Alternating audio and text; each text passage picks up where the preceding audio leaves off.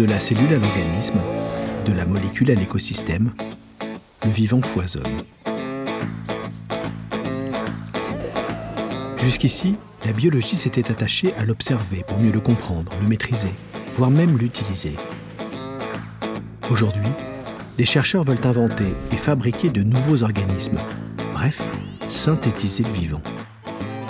C'est le pari d'une nouvelle technoscience, la biologie de synthèse. Une biologie 2.0 qui promet de résoudre tous nos problèmes. S'agit-il d'une nouvelle et ultime révolution industrielle ? Ou est-ce le contraire? En touchant au vivant dans de telles proportions, ne prenons-nous pas de risques inédits? Et c'est pour répondre à ces questions que je suis parti à travers le monde, pour rencontrer les plus grands chercheurs dans le domaine, pour apprendre, découvrir, jusqu'à parfois ne plus rien comprendre. La biologie de synthèse, c'est le génie génétique sous stéroïdes. On veut pouvoir programmer des cellules aussi facilement qu'on programme des ordinateurs. Tout ce que nous faisons en biologie de synthèse est nouveau. Chaque génome que nous fabriquons est inédit. Le mot synthétique n'a pas bonne presse aujourd'hui. Il provoque des inquiétudes sur les conséquences à long terme, sur les défaillances des instances dirigeantes, défaillances de contrôle, défaillances éthiques. Ma première surprise est de découvrir qu'avec la biologie de synthèse, ce ne sont plus seulement les biologistes qui peuvent travailler sur le vivant, mais aussi désormais les ingénieurs. Après les ponts, les bâtiments, les machines, les voilà qui s'intéressent à la vie. Voici le temps des ingénieurs du vivant. Étonnant. Tout de suite, ça excite ma curiosité. Je tombe par exemple sur l'histoire d'un Américain qui transforme des bactéries en modules de calcul, en machines, qu'on pourrait reprogrammer comme on reprogramme un ordinateur. Comment ? Eh bien, pour le savoir, direction la côte est des États-Unis. L'homme est l'un des pionniers de la discipline, paraît-il l'un des plus brillants de ces nouveaux ingénieurs, mais aussi peut-être l'un des plus singuliers. Rendez-vous est fixé dans un marécage du Massachusetts.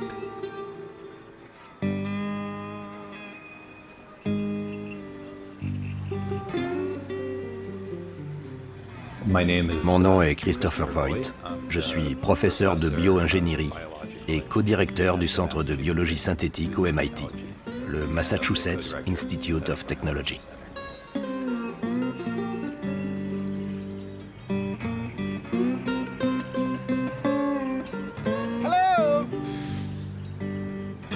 Le laboratoire de Chris Voigt est à Cambridge, mais il a préféré ce décor inattendu pour m'expliquer le point de départ de ses travaux.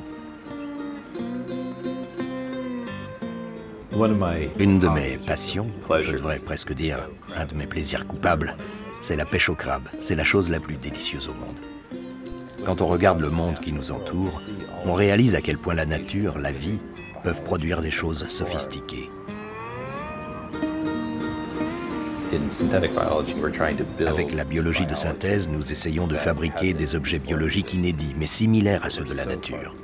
Mais nous sommes très loin du but, et c'est ça qui me motive. Le crabe est une des merveilles de la biologie. Au premier abord, on peut penser que c'est un animal stupide, mais quand on l'observe dans son environnement, on peut le voir prendre des décisions. Il pense à ce qu'il fait, il est attentif et prudent. Il est capable de survivre dans les pires conditions. Il est composé de matériaux incroyables. Ses capacités de défense, ses performances de nageur, tout est juste parfait. L'une des choses les plus importantes que j'ai apprises grâce à la biologie, c'est de comprendre que les cellules prennent des décisions. Et ce n'est pas évident car on pense que pour prendre des décisions, il faut une conscience. Mais si vous vous coupez le doigt, que vous déposez du sang sur une lamelle et que vous regardez, vous verrez des globules blancs. Ces cellules ont la capacité de repérer les bactéries étrangères, de les pourchasser, de les dévorer, avant de repartir à nouveau à la chasse. Donc vous verrez vos cellules à la chasse aux bactéries. Si l'une change de route, la cellule décide de la suivre. Et cette capacité est inscrite dans son ADN. Dans chaque cellule, il y a des circuits de détection, de prise de décision, codés dans l'ADN.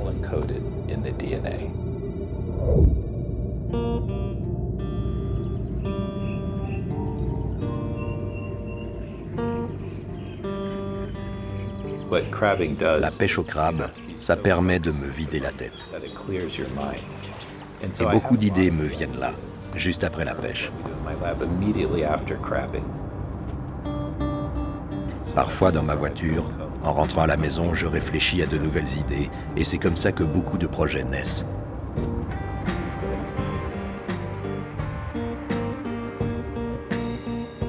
Malheureusement, la pêche n'a pas été aussi bonne qu'escompté. Mais Chris Voigt m'entraîne tout de même déguster une autre merveille locale, histoire de prendre le temps de m'expliquer un peu plus le pari de cette discipline. Designer le vivant comme on le ferait pour une machine.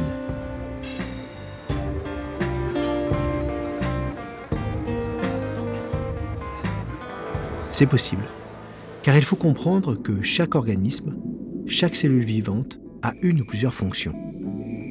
Certaines cellules aident à la digestion, d'autres convertissent la lumière en énergie pour les plantes ou transforment le sucre en alcool, comme le fait la levure, surprenant petit champignon unicellulaire. Mais ces cellules, comment connaissent-elles la nature du travail qu'elles doivent accomplir? Elles ont tout simplement un mode d'emploi, un programme inscrit dans leur noyau, c'est leur génome. Le génome, c'est le livre de la vie. Il décrit l'ensemble des fonctions d'un être vivant. Ce génome, ce livre, est composé de chapitres. On les appelle des chromosomes. Ces chromosomes sont eux-mêmes composés de gènes. Ce sont les phrases du livre. Chaque gène, chaque phrase donc, se lit comme une instruction. L'ensemble des gènes disent à la cellule ce qu'elle doit faire. Et tout cela est écrit avec un alphabet, l'ADN, composé par les fameuses molécules A, G, T, C, pour adénine, guanine, thymine, cytosine, toujours organisées par paires, le A avec le T, le C avec le G. On les appelle les paires de base.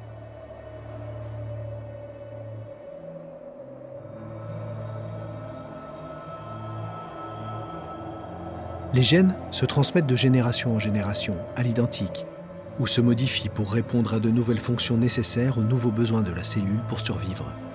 C'est ce qu'on appelle l'évolution.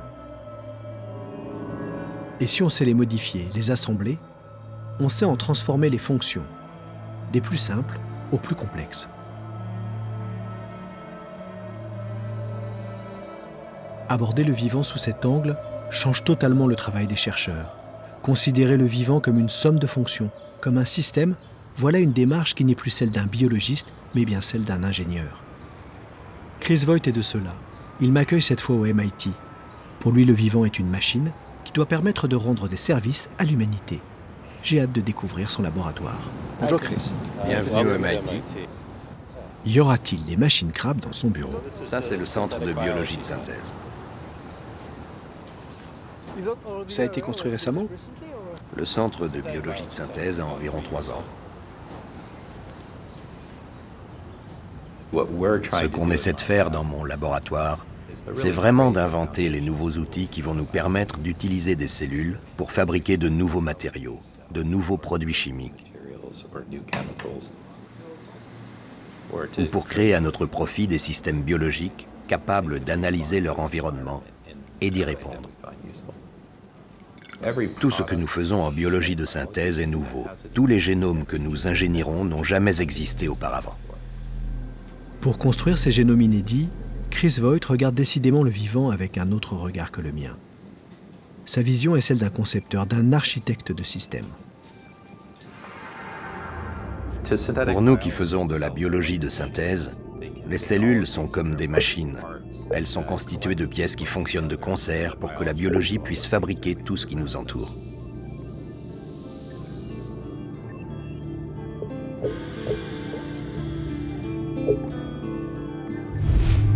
Notre objectif en tant qu'ingénieur, c'est de comprendre comment manipuler ces machines, afin de les modifier pour leur donner d'autres missions.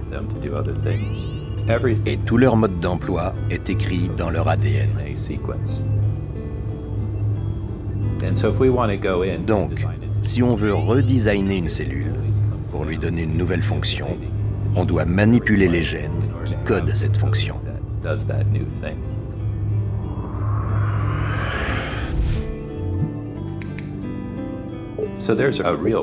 Il y a un réel plaisir à réussir à ingénierer le vivant, à essayer de créer un programme que la cellule va exécuter en arrière-plan, tandis qu'elle fait de son côté tout ce qui est nécessaire à sa survie. C'est un défi incroyablement stimulant.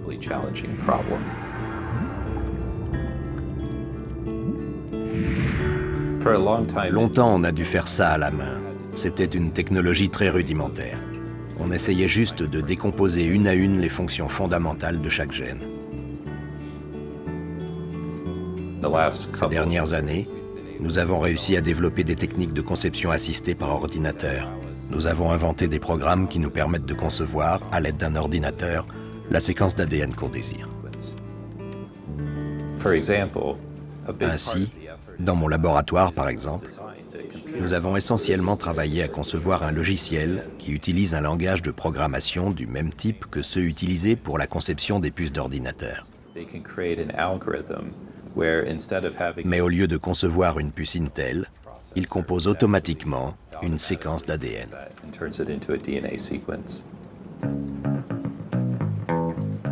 D'accord. En bref, Chris Voigt et ses collègues créent à travers un programme informatique des séquences d'ADN virtuelles. Et ça, c'est encore de l'ingénierie. Mais comment passe-t-on de l'ordinateur à la réalité? Chris m'apprend que c'est sur un autre continent que sont physiquement assemblées les séquences d'ADN qu'il a conçues par ordinateur. Il les commande par email à une entreprise allemande, Ginart, dont c'est la spécialité. Les entreprises de ce type sont surnommées des fonderies de gènes. Elles fabriquent de l'ADN à partir de simples flacons de produits chimiques contenant chacun l'une des 4 molécules de base. Lorsque nous commandons une séquence d'ADN, nous envoyons un fichier constitué de dizaines de milliers de paires de bases. De A, de T, de G et de C. Et là-bas, ils ont des robots qui vont assembler les vraies séquences d'ADN.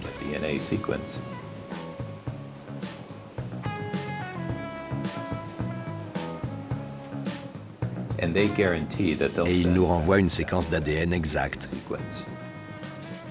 où chaque paire de bases correspond parfaitement à celle qu'on a commandée. De l'ADN, parfois virtuel, parfois bien réel, qui circule partout dans le monde, par email ou dans de petites fioles par la poste. Je dois bien avouer qu'a priori ça m'inquiète. Chris Voigt ou les autres chercheurs en biologie de synthèse peuvent-ils passer commande de n'importe quelle séquence génétique, celle de virus ou d'autres pathogènes? Il me rassure. Toutes les entreprises fabriquant des gènes à la demande répondent à des contrôles internes et externes sévères et à des règles strictes.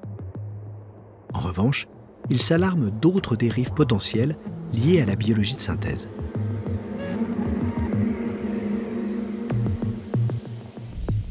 Je suis particulièrement inquiet à propos du trafic de produits illicites.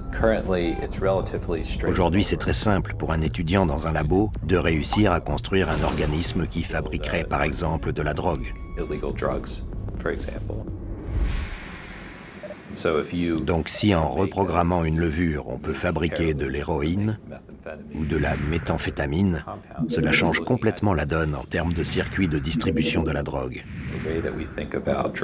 Et ça affecte la politique internationale, les conflits, tout. Et ce genre de choses va arriver très vite, dans les 5 prochaines années. Et je ne vois pas les gens s'intéresser à ce risque, ni réfléchir à ses implications. Là, on a un vrai problème. J'espère que le message de Chris Voigt sera entendu. Pour lui en tout cas, quelles que soient les dérives, le 21e siècle sera bien biotechnologique. On ne fait qu'effleurer les possibilités qu'ouvre l'ingénierie de la biologie. Reste la question ultime, celle de savoir quand nous serons capables de designer et de construire un génome complet à partir de rien. Juste en connaissant les principes fondamentaux et en comprenant comment les différents composants génétiques s'assemblent.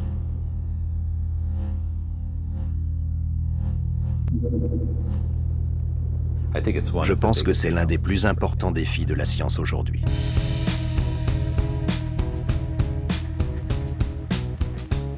Le siècle dernier a été en grande partie celui de l'électronique et des ordinateurs. Et je pense que ce siècle, ainsi que son économie, tourneront autour des possibilités qu'offre l'ingénierie de la biologie. Chris Voigt me parle d'enjeux futurs et moi je comprends à quel point les progrès ont été fulgurants depuis la découverte de l'ADN dans les années 1950 et les premiers pas du génie génétique dans les années 1960 et 70. Génie, ingénieur, je réalise que si l'on parle de génie, c'est bien parce que c'est à cette époque que les premiers ingénieurs ont fait leur entrée dans le monde de la biologie. Et leurs contributions ont également permis l'étonnante aventure du décodage du génome humain au début du XXIe siècle. Aujourd'hui, les ordinateurs permettent encore d'accélérer leurs avancées en démultipliant la vitesse d'exécution et les possibilités de conception d'un génome. En entendant Chris Voigt me parler de cette possibilité de construire un organisme vivant entièrement nouveau en laboratoire, j'ai le sentiment d'avoir déjà entendu ça quelque part. Je repense à cette annonce qui avait fait l'effet d'une bombe en 2010, bien au-delà des frontières de la communauté scientifique.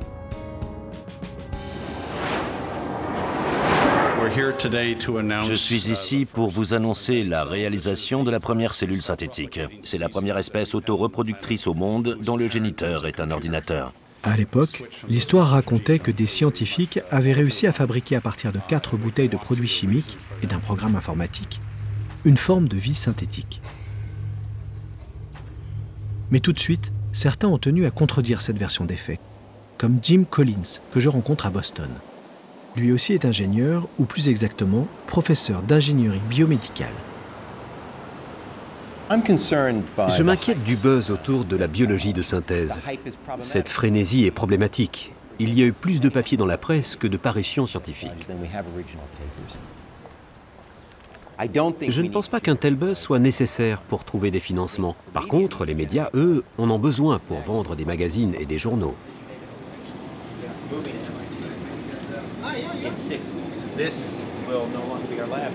Jim Collins m'explique que selon lui, la biologie de synthèse ne peut travailler qu'à partir d'organismes déjà existants et qu'elle est tout à fait incapable pour le moment de créer la vie à partir de rien. Il me donne donc sa version des travaux de l'équipe de Craig Venter en 2010.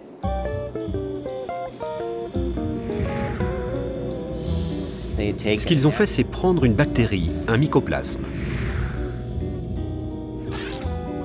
Ils ont lu son génome. Ils ont apporté quelques légères modifications à ce génome par ordinateur. Ils l'ont synthétisé chimiquement. Et ils ont réintroduit ce génome naturel synthétisé à l'intérieur d'un autre mycoplasme. Et ils ont réussi à faire repartir la cellule qui a accepté ce nouveau génome. Je pense que ce que l'équipe de Craig Venter a fait, c'est une prouesse technologique. Mais ils n'ont pas créé à partir de zéro un nouvel organisme ou une nouvelle vie. Ils ont modifié quelque chose qui existait déjà. C'est certain, dit comme ça, pas sûr que cette annonce aurait fait la une de la presse internationale. Au-delà de la publicité que cette histoire a faite à la biologie de synthèse, ce que je retiens, c'est à nouveau la place que tient désormais l'ingénierie. La recherche passe aujourd'hui par un surprenant va-et-vient constant entre biologie et informatique. En biologie de synthèse, on abuse d'analogies tirées des théories de l'information et de l'informatique. On vous dira que la cellule est une unité programmable. On vous dira que l'ADN est le logiciel de la cellule. Je pense que cela aide les ingénieurs à comprendre comment ils peuvent agir sur la biologie moléculaire. Mais ces analogies ne doivent pas être prises pour autre chose que ce qu'elles sont. Un organisme vivant n'est en rien un système ingénieré.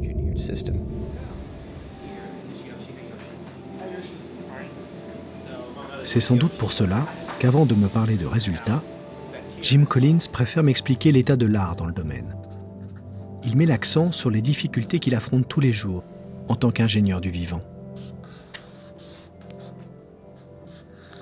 En biologie de synthèse, nous sommes devenus assez bons pour élaborer rapidement le schéma d'un circuit organique, pour en trouver les éléments et pour les assembler. Là où on a encore des progrès à faire, c'est que ce circuit ne se comporte jamais comme on le souhaite. Et cela prend plusieurs mois, voire plusieurs années, pour qu'un circuit, même tout simple, exécute efficacement la fonction que vous lui avez assignée.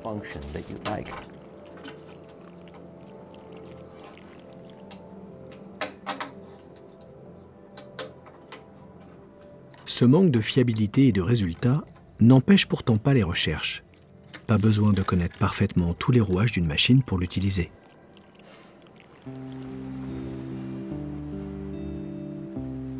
Depuis plusieurs années, Jim Collins travaille à des applications dans le domaine de la santé. Comme souvent chez les chercheurs que je rencontre, c'est son histoire personnelle qui a orienté ses choix.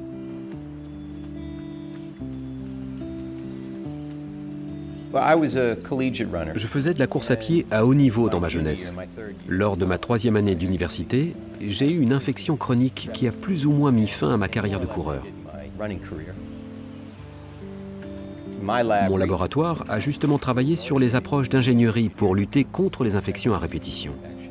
Nous avons réussi avec cette approche à comprendre le comportement d'une bactérie persistante et comment nous pouvons en réalité l'exploiter pour la modifier, pour la rendre vulnérable à l'antibiotique.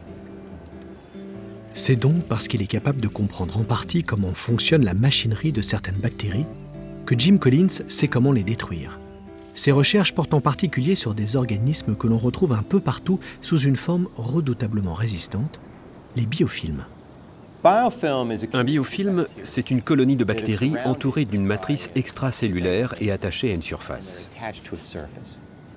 La pellicule sur la coque d'un bateau est un bon exemple de biofilm. La plupart des bactéries ne se déplacent pas librement, elles forment des biofilms. Si un bio-ingénieur comme moi s'intéresse aux biofilms, c'est parce que les bactéries dans les biofilms sont 1000 fois plus résistantes aux antibiotiques que les autres.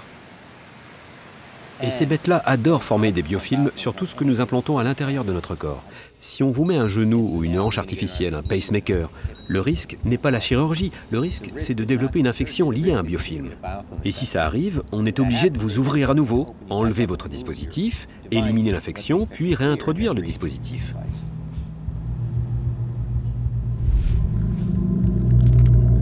Nous avons décidé d'utiliser la biologie de synthèse pour éradiquer les biofilms. Nous avons modifié un bactériophage. Les bactériophages sont des virus qui infectent spécifiquement des bactéries. Nous avons modifié ces bactériophages pour qu'ils fabriquent des enzymes capables de détruire le biofilm. Les organismes de Jim Collins ne s'attaquent plus uniquement aux bactéries, mais également à la structure du biofilm, une matrice épaisse qui lui permet d'être très résistante. En attaquant cette matrice, les bactériophages éliminent couche après couche les bactéries. Une approche nouvelle et terriblement efficace. Le bactériophage infecte les bactéries. Il s'y multiplie tellement en utilisant la machinerie cellulaire qu'ensuite il fait éclater la cellule. Cette approche permet aux bactériophages de pénétrer et d'infecter la couche supérieure du biofilm, de la détruire, et ce faisant de s'enfoncer dans les couches suivantes qui l'infectent à leur tour.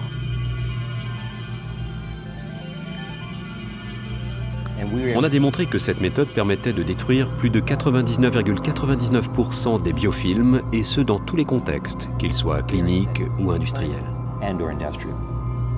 Merveilleux, bravo. Mais j'ai quand même un doute. Ce petit bactériophage, aux extraordinaires pouvoirs de destruction, pourrait-il être le précurseur d'autres organismes modifiés, aussi virulents, et qui risqueraient d'échapper à tout contrôle? Lorsque je m'en inquiète, Jim me rassure, ou presque. Nous n'avons pas pour le moment la capacité infinie de concevoir et de fabriquer tout et n'importe quoi. La plupart des organismes que nous construisons sont beaucoup plus faibles que tout ce qu'on peut trouver dans la nature. Comme je le dis souvent, c'est de ça qu'il faut s'inquiéter. La nature héberge des choses terriblement puissantes et on va se les choper de plein fouet un jour ou l'autre. C'est vrai, la puissance de certains de nos prédateurs naturels, microscopiques ou pas, fait froid dans le dos. La grande avancée du XXe siècle a été certainement de réussir à les contenir et même à les faire reculer. Les ingénieurs du vivant pourront-ils les repousser encore plus loin? En attendant, j'ai compris grâce à Chris Voigt que les cellules sont capables de prendre des décisions et qu'en modifiant le génome des cellules, on modifie leurs décisions et leur comportement. J'ai compris avec Jim Collins qu'on ne peut pas tout faire pour autant. Malgré les immenses possibilités d'exploration que permet l'informatique en matière de simulation et de calcul, on est encore loin de savoir créer un organisme vivant à partir de rien. On est en revanche capable de travailler sur des systèmes vivants relativement simples, nous permettant, et ça ce n'est pas rien, de concevoir d'ores et déjà des cellules aux fonctions utiles, dans le domaine de la santé par exemple. Mais qu'en est-il de systèmes plus complexes, combinant plusieurs fonctionnalités ? C'est le domaine de recherche de l'ingénieur que je m'apprête à rencontrer sur la plage de Manhattan Beach, à Los Angeles.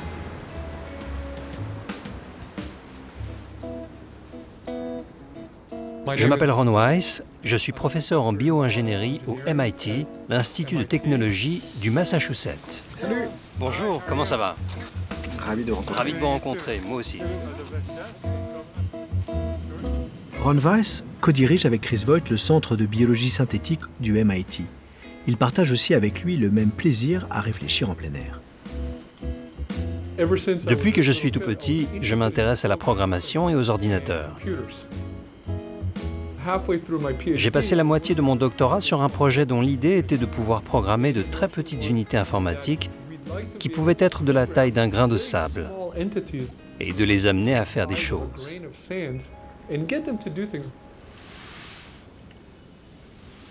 La biologie a été une source d'inspiration pour moi. En biologie, des millions, voire des milliards de petits calculateurs vivants interagissent entre eux et visent un objectif particulier ou définissent un ensemble de comportements. Pour Ron Weiss, l'analogie entre ces deux passions, l'informatique et la biologie, fonctionne parfaitement. Son objectif est donc finalement d'arriver à programmer une cellule aussi simplement qu'un ingénieur informaticien programmerait un ordinateur pour lui donner plusieurs tâches. Quand nous voulons introduire un comportement dans une cellule, nous commençons par déterminer une sorte d'idée directrice. Nous voulons que la cellule agisse selon un comportement spécifique. Ce comportement, nous le scindons en sous-fonctions que nous sommes capables de fabriquer, d'assembler génétiquement dans la cellule. Ron Weiss fait une analogie entre son objectif et celui des surfeurs du coin. Il peut se décomposer en plusieurs sous-problématiques. Pour réussir à surfer, il faut 1. Flotter et glisser sur la vague, 2. Contrôler sa trajectoire, mais aussi 3. Garder l'adhérence sur sa planche, et encore 4. En cas de chute, ne pas la perdre dans les vagues. Pour mettre en œuvre chacune de ces sous-fonctions, il faut cumuler plusieurs outils spécifiques. Pour m'expliquer comment donner ces différentes fonctions à une cellule surfeuse, Ron Weiss m'invite à l'accompagner à la recherche des différentes pièces nécessaires à sa construction. En d'autres termes, il est temps d'aller faire un peu de shopping. Bonjour. Si je poursuis son analogie, pour la fonction flotter et glisser, l'outil est celui de la planche. Pour se diriger, il faut choisir entre différents modèles d'ailerons, pour adhérer entre différents types de wax, et pour être certain de ne pas perdre sa planche, il existe différents modèles de leash. En bref, on a un gène capable de faire une chose, et puis on peut y associer un autre gène qui, lui, peut réguler par exemple la production d'une protéine. De cette manière, on peut aussi coller ensemble 10 gènes pour créer un grand circuit d'ADN. Généralement, on va regarder dans notre congélateur pour voir de quelles pièces détachées, de quel circuit de base on dispose pour construire quelque chose. Un de nos premiers objectifs en biologie de synthèse est donc de pouvoir disposer d'une énorme bibliothèque de pièces, de circuits, avec laquelle on peut tous travailler.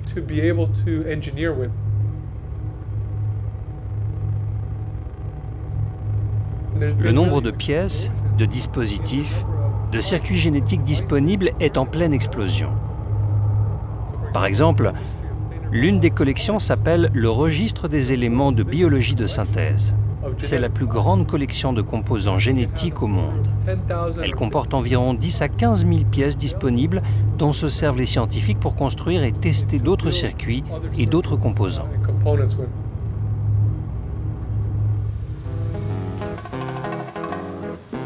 Ces pièces, ces modules de construction, ces bouts d'ADN, les ingénieurs du vivant les appellent naturellement des biobriques.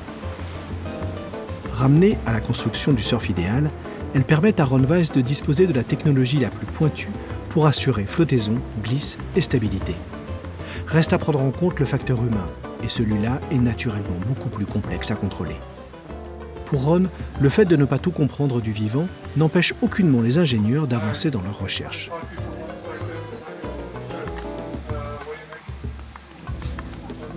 Nous voulons vraiment être capables de programmer une cellule bien avant de la comprendre. En fait, quand nous programmons une cellule, nous cherchons en même temps à en savoir plus sur elle, pour affiner et optimiser nos programmes. C'est un processus cyclique. Programmation, apprentissage, programmation, apprentissage, programmation, apprentissage. Avec cette technique, de quoi est capable aujourd'hui Ron Weiss? Dans son laboratoire, il peut fabriquer 300 circuits biologiques en parallèle en 3 ou 4 jours, et chacun d'entre eux peut contenir jusqu'à 15 gènes. Mais ce n'est rien par rapport à ce qu'il faudrait être capable de faire pour fabriquer les circuits d'une cellule au fonctionnement complexe. En effet, le circuit d'une bactérie nécessite 4000 gènes, ou celui d'une cellule humaine, 80 000 gènes. Nous sommes capables de fabriquer des cellules fiables au comportement simple. Mais qu'en est-il des comportements plus complexes? Mon rêve en biologie de synthèse serait d'être capable de taper sur mon clavier un programme génétique ou de modéliser un comportement qui m'intéresse, puis d'appuyer sur un bouton pour obtenir quelques heures plus tard la fiole d'ADN contenant le circuit génétique capable d'exécuter exactement mon programme quand je le mettrai à l'intérieur des cellules. On n'en est pas encore tout à fait là. Nous n'avons pas tout à fait atteint ce scénario selon lequel nous pourrions programmer la cellule pour lui faire faire tout ce qu'on veut.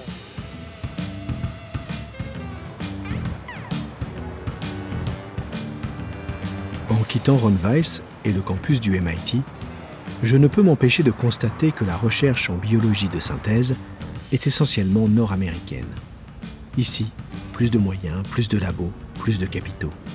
Le prestige et l'argent des universités américaines drainent tous les étudiants et les post-docs du monde entier, qui pour beaucoup s'installent sur place. En Europe comme en France, il y a quelques centres dédiés à la biologie de synthèse, mais aussi des équipes indépendantes. Jérôme Bonnet anime l'une de ces dernières. Après un long séjour à Stanford, il s'est réinstallé dans le sud de la France pour poursuivre ses recherches grâce à des fonds privés. Lui aussi veut maîtriser la complexité des circuits cellulaires et lui aussi considère que le vivant est un instrument qu'il veut contrôler. Je suis Jérôme Bonnet, je suis chercheur en biologie synthétique au Centre de biochimie structurelle à Montpellier. Et ce qui m'intéresse, c'est d'appliquer les principes d'ingénierie, en particulier d'électronique, aux cellules. On peut résumer ça à programmer les cellules comme on programme un ordinateur. Hello Jérôme. Comment ça va? Ça va bien et toi? Ouais. En musique Afrique de l'Ouest, on a des rythmes qui sont très simples, avec des éléments très définis qui s'imbriquent les uns dans les autres d'une manière complexe. Et on peut comparer une cellule à cette somme de petites actions qui sont finalement simples, mais qui, mises ensemble, font quelque chose de très complexe. Dans la biologie synthétique, on est limité par la complexité qu'on peut manipuler, du fait de tous les effets de contexte qu'on peut avoir, des interactions qu'on ne comprend pas entre les composants. Donc on est obligé de commencer avec des systèmes vraiment très simples. Et ensuite, une fois qu'on a compris avec un système simple, on peut rajouter des morceaux et complexifier.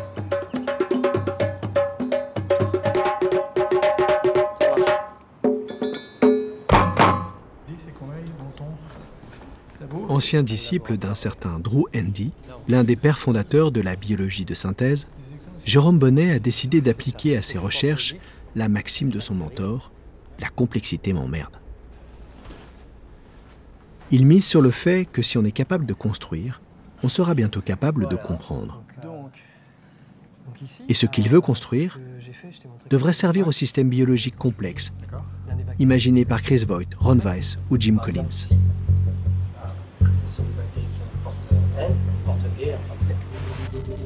Ma recherche, ça consiste à fabriquer des composants génétiques qui permettent à des cellules, en l'occurrence des bactéries, d'effectuer des opérations logiques, des additions, des multiplications, et aussi de stocker de l'information, donc d'avoir vraiment une mémoire qu'on puisse programmer. Et le but, c'est d'arriver à programmer une cellule avec un langage qui est proche du langage informatique. Il y a des fonctions qui sont beaucoup plus difficiles à faire en électronique et qu'on arrive à réaliser en biologie dans une architecture qui est beaucoup plus simple. Et notamment parce qu'en électronique, on a ces cartes mères où on met les composants, c'est un système en 2 dimensions. En biologie, on est dans une espèce de soupe de molécules en 3 dimensions et donc ça permet des interactions qui sont différentes. Ce que j'ai développé au départ dans mon travail, c'était des interrupteurs génétiques qui sont basés sur la manipulation des molécules d'ADN dans les cellules.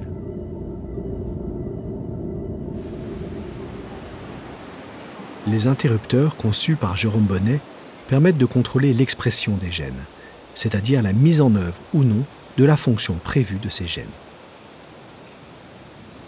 Comme je ne suis pas sûr de parfaitement comprendre, Une logic gate, c'est plusieurs transistors, c'est ça? Transistors, d'accord. Jérôme Bonnet tente une analogie osée avec le canal à proximité.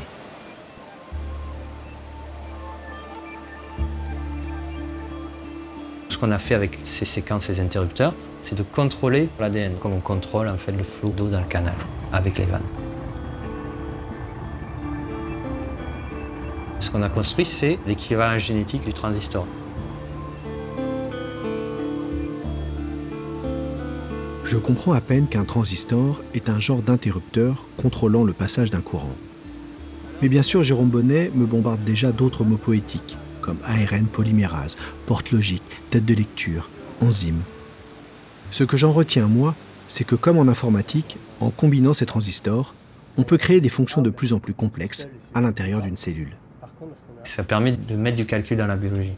Mais le monde a complètement changé. Ce qui coûtait 3 millions à faire, séquencer un génome humain en 15 ans, maintenant on le fait pour 1 000 € en un jour. On fait des progrès énormes. Mais là encore, on pourrait comparer avec l'électronique. On est à peu près dans les années 50, quand les gens commençaient à construire des ordinateurs. Et peut-être même avant l'invention du transistor. Nous, on fournit les outils aux gens, et ensuite les gens les appliquent à leurs problèmes. Donc ça peut être fabriquer une molécule thérapeutique, par exemple une molécule anti-malaria. Ça peut être programmer une cellule, par exemple un lymphocyte, pour détecter des biomarqueurs de cancer, des choses comme ça. Ouais.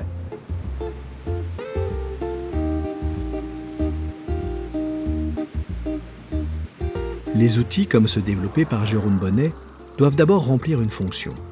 Et en biologie de synthèse, comme partout dans la recherche, il faut des applications, et le plus vite possible. C'est bien sûr dans le domaine de la santé que ces ingénieurs du vivant ont d'abord concentré leurs efforts.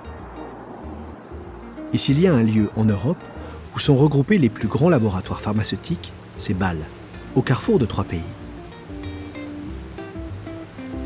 C'est ici que je rencontre Martin Fussenegger, professeur de biotechnologie et d'ingénierie biologique à l'École Polytechnique Fédérale, dite ETH.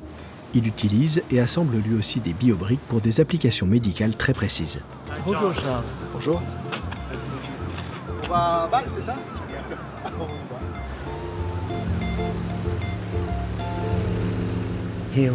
Bâle est une ville où on produit des médicaments à succès. Ces médicaments sont sur le marché et sauvent la vie de milliers de patients.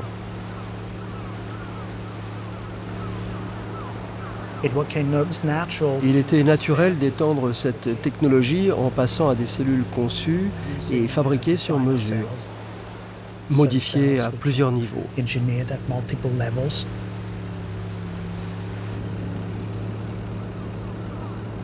Sur la route de son laboratoire, Martin Fussenegger tient à me montrer un lieu qui est devenu l'un des symboles de la ville et qui, dans son esprit, symbolise également la logique de ses travaux. La fontaine créée par Jean Tinguely.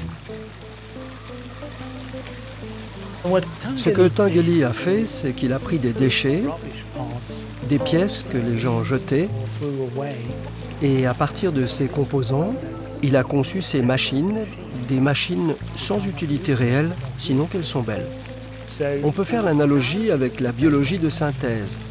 Nous aussi, nous prenons des pièces biologiques, on les assemble pour qu'elles puissent fonctionner comme des machines. Mais contrairement à Tinguely, qui fait quelque chose de beau, la biologie de synthèse, si elle produit aussi une œuvre d'art, a d'abord pour ambition de faire quelque chose d'utile, comme par exemple une thérapie ciblée. Je pense que les artistes et les scientifiques sont des personnes du même genre, qui ont besoin d'être différents, d'inventer, d'innover, de proposer des idées qui sortent de l'ordinaire.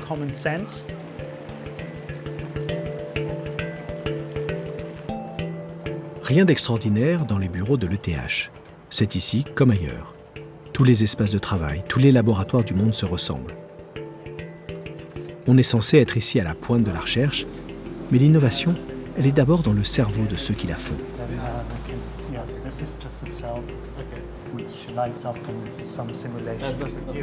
Et Martin Fussenegger a vraiment une approche unique au monde. Nous essayons de développer des circuits biochimiques qui servent de prothèse. Aujourd'hui, parler de prothèse est devenu presque banal. Si par exemple on a un problème de cœur, on reçoit une prothèse cardiaque. Et si on a un problème de bras, il y a aussi une prothèse pour ça. En bref, les prothèses médicales remplacent les parties mécaniques de votre corps. Et nous, maintenant, nous allons plus loin en transférant cette idée d'objet mécanique complexe dans le monde métabolique et moléculaire. Nos prothèses sont des cellules architecturées et ces biocapteurs surveillent dans le sang en permanence le métabolisme du patient. Si le problème c'est l'obésité, nos cellules surveillent les niveaux de lipides et si c'est le diabète, bien sûr, on surveille le glucose. Dans chacun de ces cas, nos cellules sont capables de détecter avec précision les changements métaboliques, de traiter ces informations et enfin de produire une protéine thérapeutique qui se propagera alors dans le système sanguin. Ainsi, si vous avez par exemple trop de gras dans le sang, le capteur le perçoit et il produit une hormone de satiété qui dit à votre cerveau que vous avez assez mangé, qu'il faut arrêter de vous nourrir. Il n'y a rien d'artificiel dans ce qu'on fait. Le capteur qui examine constamment les taux de lipides dans le sang n'est qu'un dérivé d'un capteur naturel que nous avons dans le foie. C'est juste le réassemblage et le fait que tout ça a été ingénieré à l'intérieur de cellules qui sont ensuite implantées dans le corps qui rend ce dispositif unique. Martin Fussenegger me montre les souris dans lesquelles sont déjà implantées ces cellules architecturées. Ces cellules sont la preuve des progrès déjà réalisés et de l'imminence de la prochaine étape, l'implantation dans le corps humain. Mais pour atteindre cet objectif, il faudra produire ces cellules en suivant des procédures qui sont celles des normes réglementaires.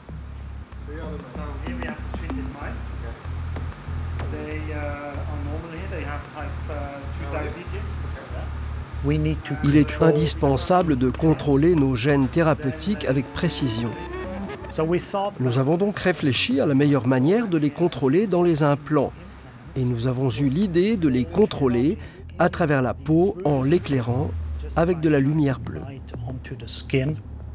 Dans les applications futures, la lumière bleue sera remplacée par un système de déclenchement organique à l'intérieur du corps. Cette lumière bleue ne sert pour le moment qu'à établir la validation du concept. Et Martin m'en explique le fonctionnement. Cette lumière bleue pénètre la peau, atteint les cellules implantées sous la peau et peut ajuster avec précision l'expression d'un gène à l'intérieur de l'implant. Le capteur de lumière bleue que nous utilisons est tout simplement le même que celui que nous avons tous dans les yeux et qui s'appelle mélanopsine. Il réagit quand nous éclairons la peau avec cette lumière bleue. Cet exemple montre à nouveau bel et bien que la biologie de synthèse n'a rien à voir avec le synthétique ou l'artificiel. Nous avons juste placé un récepteur naturel existant dans l'œil à l'intérieur d'une autre cellule.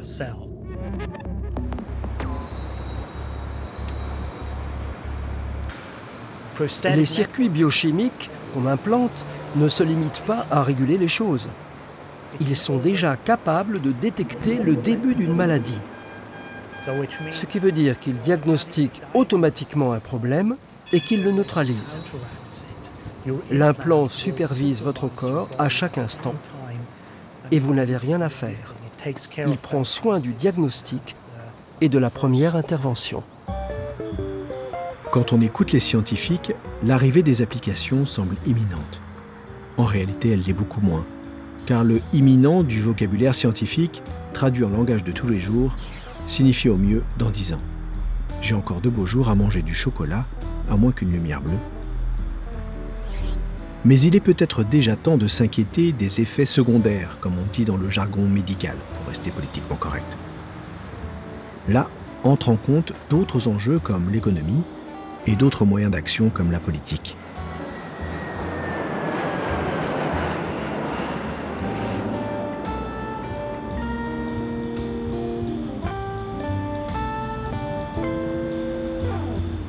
Un lieu plutôt pas mal sur le plan de la politique, c'est Washington. Et c'est donc là que je pars à la recherche d'informations.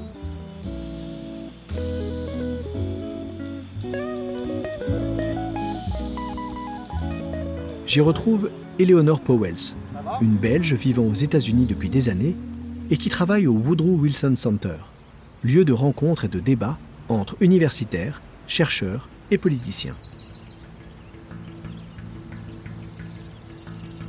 La première chose sur laquelle travaille Eleanor, c'est la perception par le public. Elle cherche à savoir comment les gens considèrent ces technosciences quand ils en ont entendu parler. La biologie synthétique, l'expression est forte. Synthétique, ce n'est pas un mot qui a une bonne connotation de nos jours. Pourquoi les gens se sentent à l'aise avec certaines technologies et sont vraiment effrayés par d'autres? Je pense que dans le cas de la biologie synthétique, avant tout, il y a l'idée de jouer avec le vivant, avec quelque chose qui a comme nous un code génétique, quelque chose de proche de notre identité en un sens. Pour mieux savoir comment les gens perçoivent le travail des ingénieurs du vivant, Eleanor invite régulièrement un panel de citoyens à participer à des réunions de groupe. La première question qui se pose est de savoir ce qu'ils connaissent véritablement du sujet. La plupart du temps, les gens ne savent rien de la biologie synthétique. Ils ne connaissent pas le terme. En général, ils n'aiment pas ça. En fait, ils font immédiatement des associations d'idées avec le clonage, les cellules souches et les manipulations génétiques, ce genre de choses. 15% de nos participants sont préoccupés par les risques de la biologie synthétique avant même qu'ils aient été informés. Et on passe à 33% après. Quand vous commencez à leur expliquer qu'il s'agit de faire de la biologie avec un ordinateur, que l'ADN serait le logiciel de la vie, que les applications concernent l'énergie, l'alimentation, les discussions deviennent alors plus complexes. Ils sont inquiets des effets à long terme, des défaillances de gouvernance. Défaillance de contrôle, défaillance d'anticipation, défaillance éthique. Les gens veulent une réglementation gouvernementale et de la transparence. Car si vous regardez notre histoire technologique, il y a toujours eu des défaillances de contrôle et des erreurs de prévision. Il y a toujours des accidents et des surprises avec les nouvelles technologies. Un grand humaniste a dit « La technologie vous tend un cadeau d'une main et vous poignarde dans le dos avec l'autre. » Et c'est ce genre de choses qui se passe.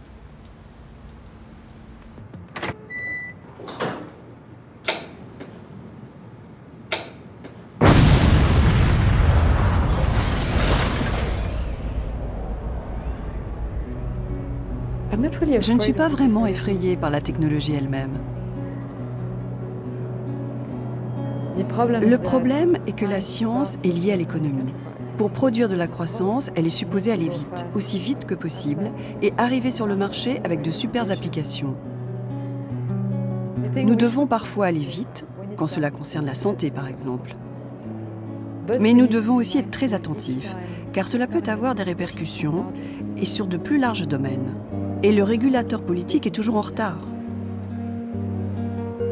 Du laboratoire aux agences fédérales, nous devons faire de notre mieux pour anticiper les problèmes de biosureté et de biosécurité avant toute commercialisation. Mais nous avons le temps d'identifier les risques, car la plupart des promesses ne seront réalisées seulement que dans 10, 15, 20, 30 ans. Et Éléonore soulève aussi d'autres problématiques, moins grand public, moins inquiétantes, mais tout aussi importantes. Toutes ces découvertes touchent à notre bien commun, la vie. Qui va être propriétaire de ce vivant 2.0 ? Il y a deux cultures qui s'affrontent en biologie de synthèse. Il y a la culture qui milite pour l'open source.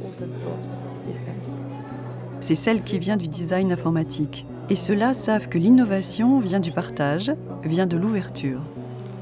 Et il y a celle de la biologie moléculaire, qui a l'habitude de déposer des brevets.